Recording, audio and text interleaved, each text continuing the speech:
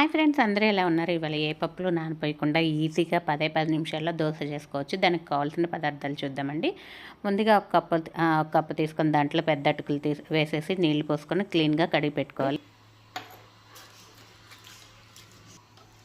ఈ వాటర్ అంతా తీసేసి వేరే వాటర్ వేసుకోవాలి. బాగా కడిగిన తర్వాత మరి కొంచెం వాటర్ వేసి ఒక 5 మినిట్స్ నాననివ్వాలి. ఇప్పుడు ఇది ఒక 5 మినిట్స్ తర్వాత వేరే కప్పులోకి ట్రాన్స్ఫర్ చేసుకోవాలి.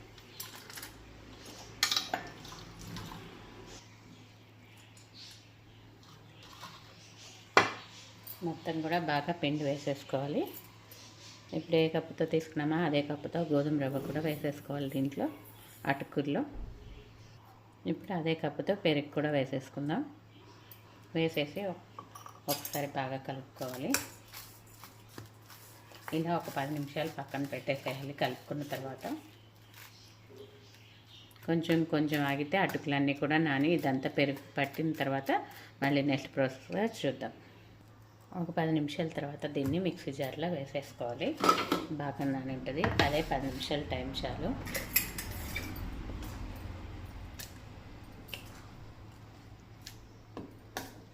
మీకు కావాలంటే వాటర్ చెక్ చేసుకుని వాటర్ పోసుకుంటూ తిప్పుకోవాలి. నేను ఇప్పుడే కొంచెం ఉప్పు కూడా వేసుకుంటున్నాను. చూడండి, ఇప్పుడు మనం మిక్సీ తిప్పేసుకుందాం. మొత్తం వేసేసుకొని అదే గిన్నెలో మనం మొత్తం కూడా మిక్సీ వేసుకుందంతా కూడా ఇలా వేసేసుకోవాలి. ఇప్పుడు కొంచెం వాటర్ వేసేస్తున్నాను. దీంట్లో మనం సన్నగా కట్ చేసుకున్న ఆనియన్స్, పచ్చిమిర్చి, కొంచెం టమాటోస్ వేసుకోవాలి. ఇంకా దీంట్లో ఏమి వేయక్కర్లా, సోడా అలాంటివి కూడా వేయవద్దు. ఇది కలిపేసుకొని వెంటనే మనం దోశ కూడా వేసుకోవచ్చు. కావాలంటే మీ అక్కడ థిక్నెస్ని బట్టి మీరు దోశ ఇంకొక వాటర్ యాడ్ చేసుకోవాలంటే యాడ్ చేసుకోండి. ఒక ప్యాన్ పెట్టేసుకొని కొంచెం ఆయిల్ వేసేసుకొని మనం దోశ వేసేసుకోవటం అన్నమాట.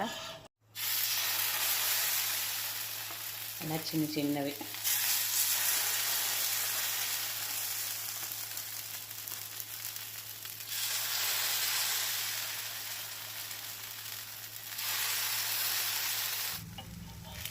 మనం తీసేసుకున్నాం. రెండు వైపులా కూడా కాల్చుకుందాం. చాలా ఈజీ అండి. ఇవాళ లంచ్ బాక్స్కి ఇదే రెసిపీ.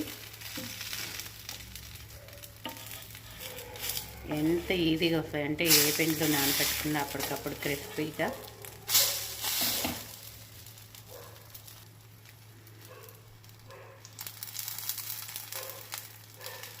ఎంత ఈజీ బ్రేక్ఫాస్ట్. రెండు వైపులా కాల్చుకుందాం. చూడండి ఎంత బాగా కాలిపోయినాయో. ఈజీగా ఇలా బాక్స్కి పెడితే పిల్లలు కూడా ఇష్టంగా తింటారు, చిన్న దోశలుగా. ఇప్పుడు వీటన్నిటిని మనం సర్వ్ చేసుకుందాము.